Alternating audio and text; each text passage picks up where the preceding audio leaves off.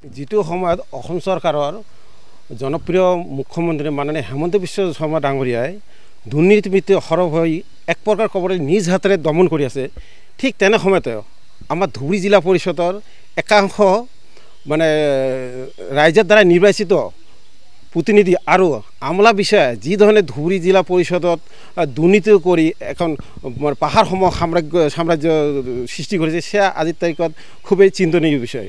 এই ক্ষেত্ৰত আমি দেখিবলৈ পাইছোঁ যে আমি আমাৰ KPPৰ এক সজাতি দলে চৰ জমিৰ কাৰ্যালয় তদন্ত কৰি আমি উমান পাইছোঁ যে ধুবুৰী জিলা পৰিষদ এটা ডাঙৰ ঘটনা হৈ আছে। সেই মৰ্মে আমি 2024 চনৰে এই বছৰে জানুৱাৰী মাহত এখন RTI কৰিলোঁ 30 তাৰিখে। কিন্তু এই RTI যোগে RTI কৰাৰ পিছত একমাহ উকলি 1.5 মাহ উকলি যোৱাৰ পিছত RTI বিষয়া এজনে কোনো ধৰণৰ মানে পদক্ষেপ গ্ৰহণ কৰা দেখা নগ'লে। যদিও মোলৈ চিঠি পঠায়, কাইলৈ চিঠি পঠাব, কিন্তু চিঠিখন গৈ মোৰ ডেট পাৰ হৈ মোৰ তাত পৰে। পিছত আমি উপায়হীন হয়, পিছত আমি ফাৰ্ষ্ট আপিল কৰিলোঁ জিলা পৰিষদ চিওক কৰাৰ পিছত চিঅ'জনে সেই একে ভেকভাৱনা আৰম্ভ কৰিলে। মানে তেওঁ দুৰ্নীতি কৰি আছে আগৰ চিঅ'বিলাকে বা আগৰ আমলা বিষয়াসকলে বা আগৰ প্ৰতিনিধিসকলে, কিন্তু সেই বৰ্তমান চিঅ'জনে সিহঁতক ৰক্ষণাবেক্ষণ দি আছে। তাৰমানে চোৰ কৰাজনো দোষী, চুৰি যিজনে সঁহাৰি দিয়ে তেওঁ সমানে দোষী।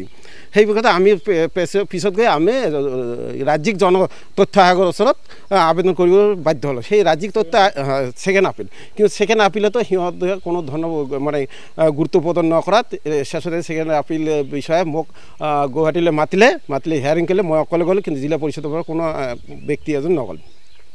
সেইদিনাখনে জিলা পৰিষদলৈ এটা ৱাৰ্ণিং দি দিলে যে অহা 10 দিনৰ ভিতৰত আবেদনকাৰীক সম্পূৰ্ণ তথ্য দিব লাগে, নহ'লে অন্যথা আমি বিহিত ব্যৱস্থা গ্ৰহণ কৰিবলৈ বাধ্য হ'ম। সেই মৰ্মে একদিনমান আগত মোলৈ এখন চিঠি যায় জিলা পৰিষদৰ পৰা। সেই তথ্যবিলাক মই ৰিচিভ কৰোঁ। ৰিচিভ কৰাৰ পিছত চাই দেখোঁ যে যিখিনি তথ্য দিলে মই বিচৰাৰ আধাৰুৱা দিলে, আৰু তাতকৈ ৰহস্যজনক কথা যে তাত যিবোৰ চহী আছিল, কিছুমান চহীৰ কোনো মিল নাই। তাৰমানে চেয়াৰমেনৰ বা চিঅ'ৰ বা কোনোবা আমলা বিষয়ে তাত চহী জাল কৰা দেখা গৈছে। সেই পৰিপ্ৰেক্ষিতত আমি যোৱাকালি ধুবুৰী জিলাৰ যিজন SPI আছে, কোন SPI সিহঁতে বুজিব, সেই SPI এজনৰ বিৰুদ্ধে আমি এখন এজাহাৰ দাখিল কৰোঁ গোলঙা থানাত। এজাহাৰ দাখিল কৰাৰ পৰা সেইখন আমি CMলৈ, DGPলৈ বা SPলৈ ইতিমধ্যে প্ৰেৰণ কৰিছোঁ। গতিকে আচলতে এখন জিলা ডেভেলপ হ'বলৈ গ'লে যেনেকৈ এজন মানুহ জীয়াই থাকিবলৈ ভাত মাছ খাব লাগিব, কিন্তু পানীৰ অবিহনে কোনো জীয়াই নাথাকে। তো সেনেকৈ জিলা PNRD ডিপাৰ্টমেণ্ট, পঞ্চায়ত ডিপাৰ্টমেণ্ট এনেকৈ এটা ডিপাৰ্টমেণ্ট যিয়ে নেকি এখন জিলাৰ উন্নতিৰ মুখ্য ভূমিকা পালন কৰে।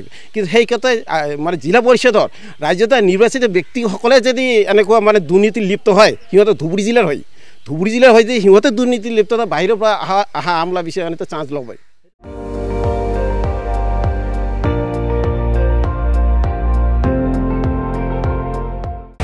আপুনি চাই আছে ND24, সৰ্বশ্ৰেষ্ঠ নহয় সৰ্বোত্তমৰ দৌৰা।